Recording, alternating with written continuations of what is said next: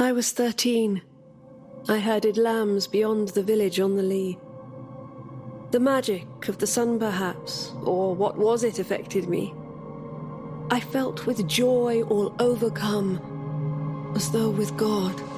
A rover operator, Ilya Zakharov, authorization number 00461 of the Luna Agricultural Expedition Program. The time for lunch had long passed by, and still among the weeds I lay, and prayed to God, I know not why. It was so pleasant then to pray. Phantom 9, initialize. But not for long the sun stayed kind. Not long in bliss I prayed. Phantom 9 initialized. It turned into a ball of fire and set the world ablaze. As though just wakened up I gaze, the hamlet drab and poor. And God's blue heavens, even they, are glorious no more. Ilya! Don't let it see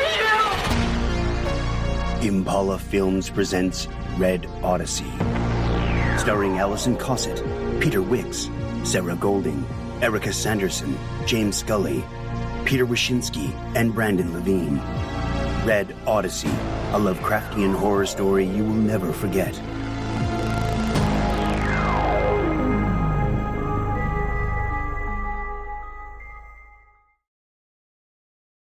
Partial Veil contains extreme subject matter and mature content. Listener discretion is advised. A complete list of content warnings for this episode can be found in the show notes. For optimal audio experience, yeah, you're gonna want those headphones.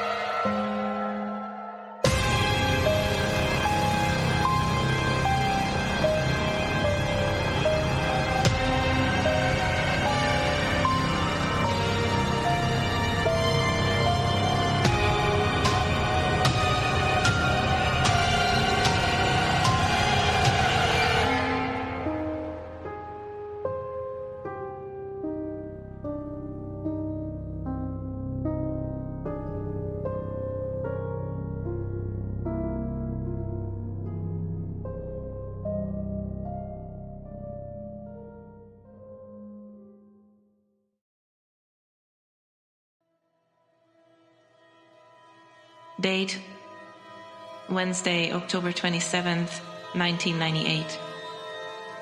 Distance from the moon, 390,493 kilometers.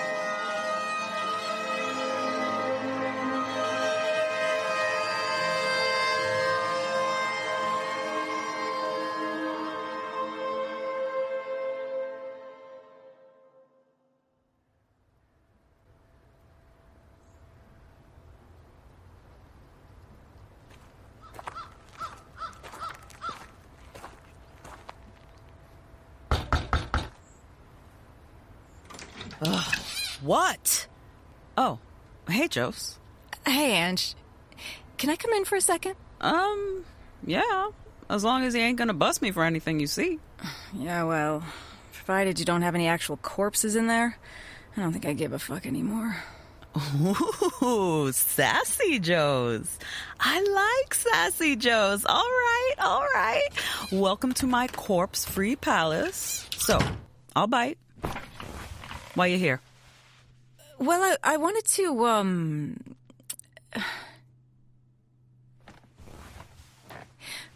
did you first meet Hal? Halo? I think it was, I don't know, a few days after he arrived in Barron. How? How did you two meet? Dude smokes a ton of weed. I'm pretty easy to find if you're into that. Right. Do you know anything about him? Like what? Like, Jose, yo, what's on your wrist?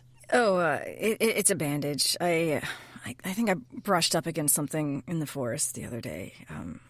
I'll be fine. Yeah, well, you should get it checked out. I did. Yeah, I went to the clinic, and Dr. Fox took a look at it. He had no idea what it was, which doesn't surprise me. He took a sample and said he'll get back to me. So, I'm sure it's nothing. Yeah, you look tired. I am tired. Oh, God, I don't know what's happening, Anj. There was all that weird shit going on when Hal was missing, and then he showed up again, and it stopped, but... God, but now... God, it's like the town is losing its mind. There's so much anger, so much violence. It's like the whole town is, What, showing who they really are? Well, that's a bleak view. We are just animals. Violence is in our nature. Well, yeah, but we're civilized, right? I mean, we should be better than violence. Oh, did I just hear that from a cop? And... Nah, just kidding. You're right. You don't count. You're too nice to be a cop. What? Seriously? Man, I work my fucking ass off to make this town a better place. Okay, see? You actually care. And that makes me a bad cop? Well, yeah, it does. Why? Jose, look around you. You're in a trailer full of illegal substances, having a heart-to-heart with a drug dealer. You're a shitty cop because you're a good human. I don't know what I'm doing, Anj. Yo, none of us do. We're all flailing around in this shithole we call society. We've all been brainwashed by the civilization you hold in such high regard. What do you mean? So there's a stray cat who wanders around outside, yeah? Once in a while, I give it some food. In exchange, it brings me presents. Birds, mice, dead, of course. Now, do you think for a second the cat feels bad about killing a bird? For torturing a mouse to death? No! It's in the cat's nature. If anything, it's proud of what he's done. We can judge it barbaric. But what am I feeding the cat? I'm giving it chicken that no longer resembles a chicken. A faceless animal killed by someone far away and wrapped in plastic so I can forget it was ever a living thing. That it ever had blood and feathers and eyes. And I think it's better to have a peaceful society that understands the repercussions of violence. Our society is better off because of its civility. Is it? Because another thing about that cat, it never feels sorry for itself. It never second-guesses its decisions. It never gets depressed wondering if it made the right choices in life. Never lies awake at night, thinking about the things it wants to say to people, but doesn't. Are you defending acts of cruelty and violence simply because it's in our nature? No, I'm not defending violence. I'm just saying that it is nature. Humanity has taken the idea of nature and made it this pretty, benevolent, nurturing thing, which it is, but it's also death, destruction, pain. Nature is fucking beautiful, and it's fucking terrifying. And here's the thing.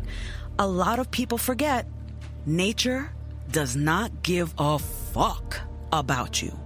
Humanity is a blip. Stand at the bottom of one of those giant trees in Partial Vale and try telling it that you matter. It would laugh at you if it even cared you were there, if it even noticed. Nature will punch you in the face with beauty or violence, and it does not give a damn which. And whether your last breath is in a hospital stuck full of tubes or in a bear's mouth, nature always wins, one way or another. So what's the answer? Live in fear your whole life? Never knowing when nature is gonna take back what it gave you? If those giant trees in Partial Vale are so fucking scary, maybe I made the right decision by never going in there. Right. There sure are a lot of scary stories about the woods that were made up by the people who live right next to the woods, yeah? But the people who lived in the woods for generations? Do you know how many stories they have about scary things in the forest? I don't know. Probably a lot. None. You're kidding. No. The thing is, Jose, it's easy to be scared of what you don't know. It's easy for the people living on the edge of the forest to fear what's within, to fear the unknown, right? But to the people living in it, it was home. They knew every inch of that forest. So they were afraid of the shit they should be afraid of. Bears and wolves and fucking blizzards. Not monsters. Not in the forest, anyway. There were monsters out there, all right. They just looked an awful lot like us.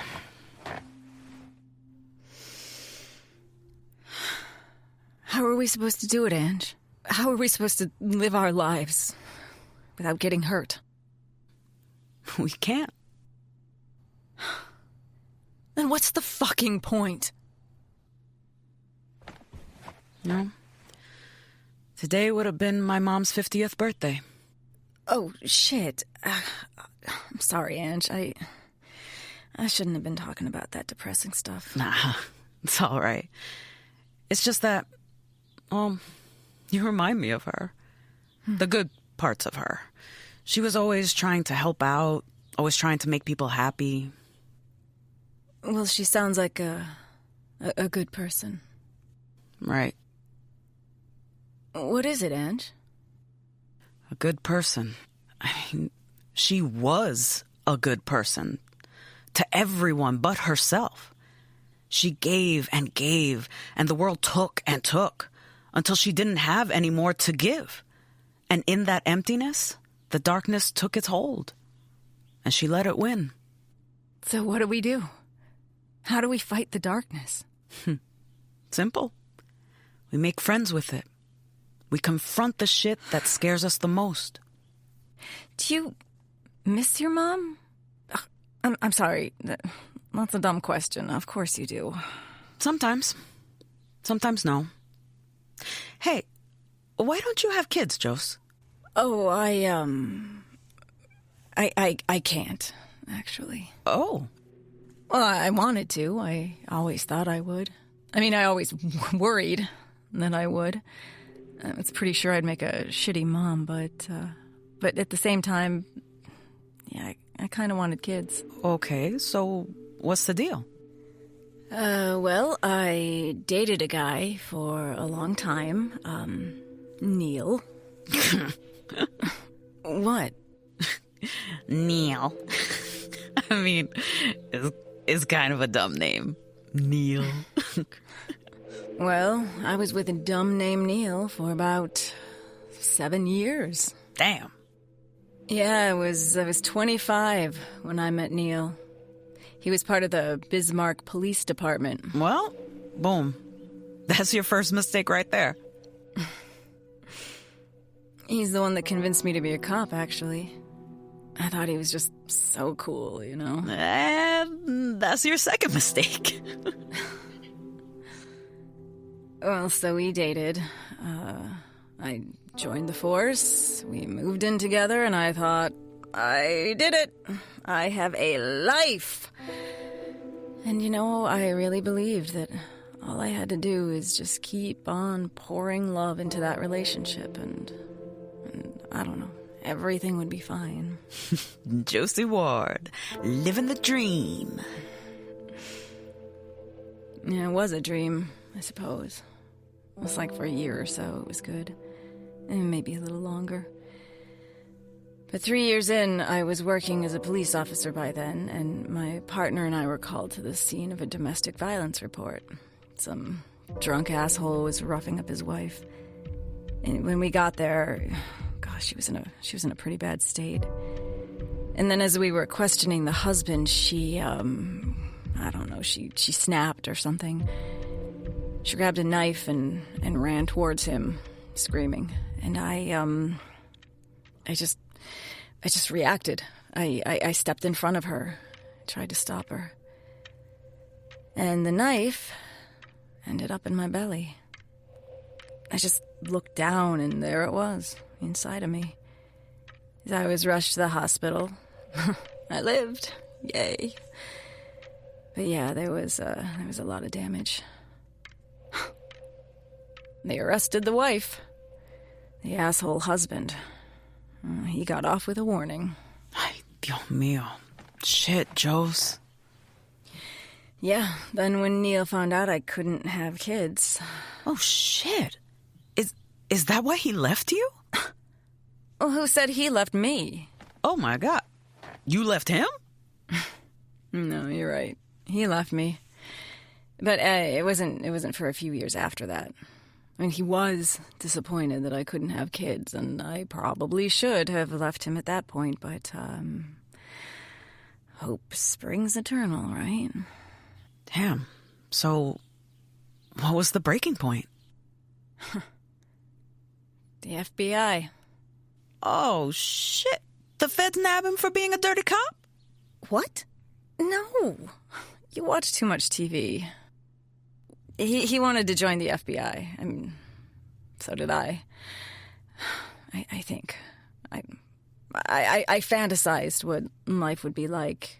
You know, the two of us together being, God, I don't know, important or some shit. So, we took the entrance exam together. He got in. I didn't. He went to Washington, D.C. I didn't. Okay, but why didn't you go with him? I don't know. I figured I'd just stay in Bismarck and work, study. Plus, I kind of got the feeling that, he... That he didn't want you to go with him. Yeah. And then the second time I failed the entrance exam, well, that was that. And I told him I'd move out to D.C. and that we could still be together, but he said, don't bother. And that was that. That was Neil. Pendejo. Yo, man, fuck Neil. Yeah, right? Okay, but that was 10 years ago, right? So, nobody since then? Well, I don't... Anj, do you trust Hal? Oh, shit, that's my new phone. God, I fucking hate this thing. Now the department can get a hold of me anywhere. Hooray. Oh, it's Dr. Fox. Hey, Dr. Fox. It's Josie. Mm-hmm. Yeah. Oh, okay. Oh. Right, but do they know what it is? Okay. Yeah, keep me posted. Thanks. So, what's the diagnosis? Well, I guess he sent the sample to a lab in Bismarck. The same lab that the police use, apparently. Yeah, they said they'd only seen it twice before. Oh, yeah? Where? The same stuff was growing on the corpse of Eric Carlson. And the severed arm of Adam Fuller.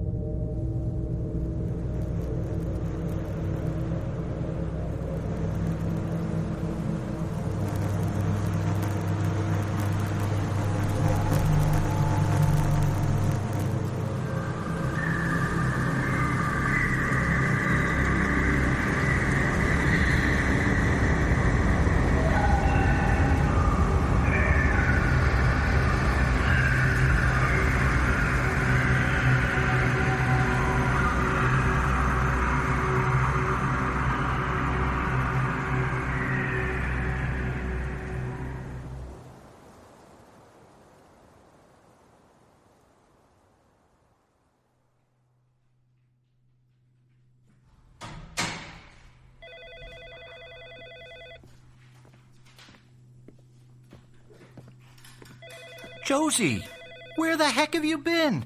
We've been getting calls from all over town. Yeah, sorry, Ray. I had some personal stuff going on. Hey, where's Lainey?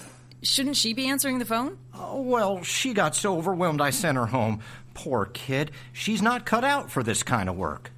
Ray, she's the receptionist. Jeez Louise, look at these reports. 2 stabbings, 1 gunshot wound, attempted suicide. What, some lady hit her boyfriend in the head with a brick? We can't keep up. Hey, Ray, it's all right. We'll get through them. Just tell me where you want me to go. Oh, crumbs, this better not be another one. Baron PD, this is Ray. Hello? Is anyone there? Hello? What is it? I don't know. It just sounds like 2 women talking. Well, we've got other things to worry about. Ray, wait. What does the caller ID say? What? That can't be right. What does it say? It's you. What? It's your cell phone. My cell phone? I have it I don't have it. I must have left it at Anj's. Ray, give me the phone. Give me the phone, Ray. You just shut up already. Just stop talking. Kelly, I'm scared. I just want to know where you're taking me. Well, I'm not telling you, so sit back and shut up. Anj. Oh, fuck. Ray, I think Anj has been kidnapped. By who? I don't know. It's some woman. It sounds like Anj knows her, but I don't think she knows Anj called us. Here, take the phone. Anj is smart. She may try to give details on where they are. I'm gonna go find her. Stay on the line and radio me if you hear anything. Oh, hello there. I was just... Jose? What's wrong? Hal, I think Anj is in trouble. I've gotta go. What? I'm coming with you. The hell you are? Jose, this is Anj. Exactly. This is police business. Stay here. With all due respect, not a chance. I'm coming with you. Hal! I don't have time to argue. I know. You asshole!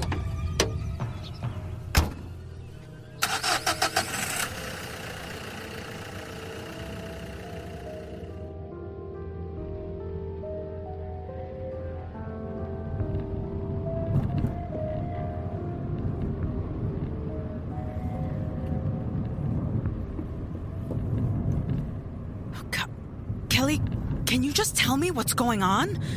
Why you threatened me with a knife and made me get in your car? For the last time, I'm not telling you.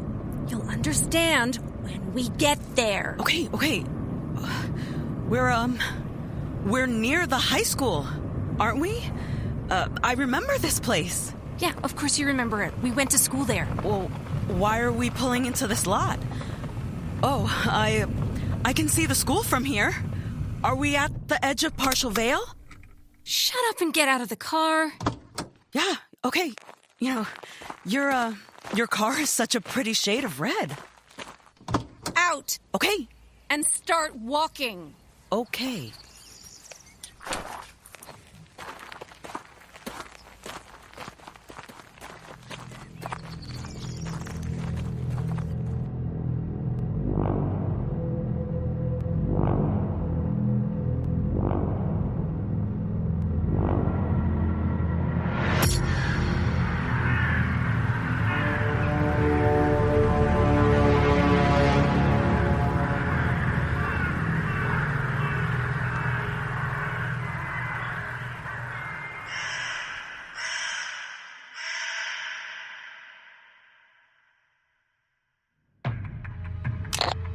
She's near the school in a lot near the woods. Look for a red car. The woman who took her is named Kelly. I think they went to school together. The call is still going on, but I don't hear voices anymore. I think they left the car. Copy that, Ray. I'm headed there now. ETA 5 minutes. I'm sure we'll find her. Just don't even talk to me right now. You're not even supposed to be here. Well, I am here, and I'm gonna help however I can. You can help by staying in the car. Don't do anything, don't say anything. Do not leave this car. Why were you even at the station? What? Why? Why were you there in the first place? I wanted to check on you. You're lying.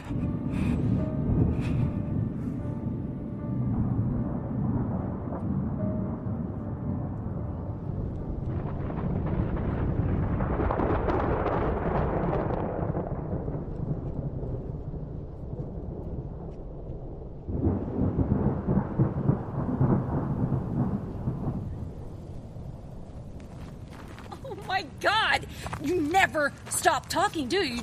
You just shut up already. Kelly, you really don't need that knife. Look, how about we just sit down and talk things over? It'll be like we're back at school, hanging out here in the forest again. As if you ever hung out with me. You'd like that, wouldn't you? To go back to those days when you were so popular. Popular? What are you talking about? Kelly, I was a mess. My parents were dead. I was fucking lost. Everybody loved you. Everybody was so nice to you. Poor Angie with her dead parents and her pretty fucking face. What? Kelly, Mama, please. What is this about? It's about you. Because it was always about you, wasn't it? Mio, I don't know what you're talking about. In school. You don't even know how hard it was for me. No one paid attention to me. No one did me any favors. None of the boys wanted me. It was so fucking hard to compete with you. I was a wreck in high school. I didn't even finish. Honestly, I have barely any memories. Okay, fuck. I was high most of the time.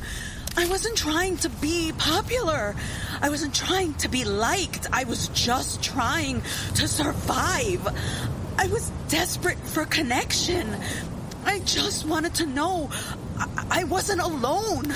Well, we all would have liked that, wouldn't we? But not all of us were so lucky. Lucky? Kelly, shut up! Shut up! Okay. Shut up! Shut up! Shut up! Why won't he shut up? He? Shut up. Kelly. Shut. Are you okay? Please, Mama. Shut up. Get out of my head. Let me help. Don't you fucking touch me, you whore. You cut me. Kelly, I'm bleeding. Please, this has gone too far. Just you wait and see how far I'll go. Anj! Anj! Oh my God. Jose? Jose, I'm here. I'll fucking kill you! Let her go, Kelly. Ah! Please, Kelly. Let's take some breaths together, okay? Why don't you put the knife down? Ah! You don't get it! What? Tell me. Tell me how to make this okay. She is so beautiful. She's perfect. Look at me. God, I'm nothing. Kelly, that's not true. All right, you're beautiful. Oh, don't lie to me. No one ever chose me. No one ever wanted me, but they all wanted to be her friend. And Charlie, oh, Charlie, do you even remember Charlie? I think so. Liar! Fucking liar. Kelly, I remember him. I do. I loved him. I loved him so much. And you ruined him. Kelly, I'm so sorry, okay? I know it must have seemed like I knew what I was doing, but every day, every single day, Kelly, I was making it up as I went along. I promise you, I didn't know what I was doing. I was a fucked up mess. You were? Yes. I was barely hanging on. But Kelly, I hated myself.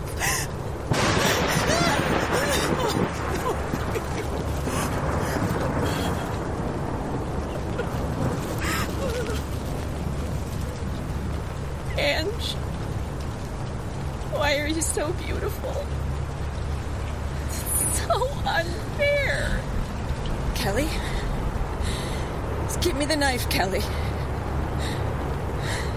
You don't have to do this, Kelly. You can let her go. You! It's you! Shut up! Get out of my head! Kelly, let her go! I'm gonna do it! Let her go, Kelly! Slit her fucking throat! Kelly, put down the knife! Put down the knife, Kelly! No!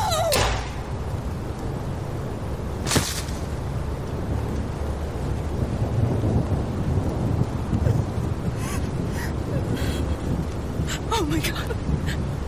What did I do? You saved Anj. You did what you had to. You! Jose, what are you doing? What did she mean?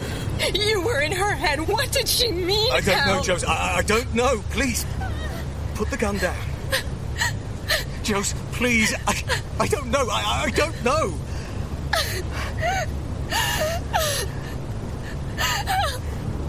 I killed her. It was the only shot I had. I had to. I had to save Anj. It's okay. It's okay. I am so tired. I'm so tired. I know. I know.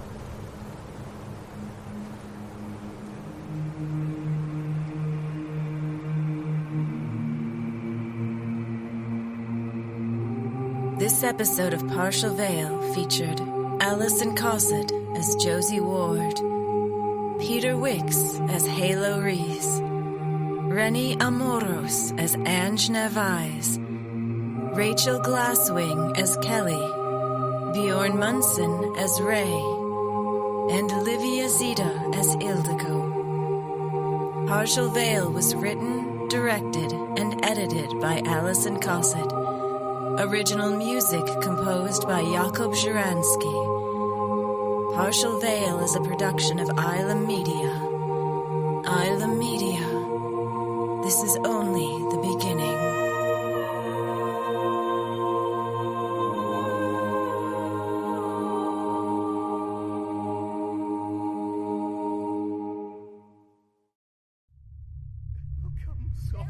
There will come soft rain, smell of the ground, and the smell of the ground, and swallows circling with their shimmering sound. Shimmering sound and frogs in the pools. Singing frogs in the pools, singing at night. And wild, tremulous white. Robins will wear their feathery fire. Robins will wear Whistling their fire, whistling their wings on a low fence wire. One will know. Not one will care when it is done. When it is done, not one would Not mind. one would mind. Not one would bird mind. nor tree, if mankind perished If mankind utterly. perish. Spring herself when she woke at dawn. And spring herself, when she woke Woke at dawn, would scarcely know. scarcely know that we were gone.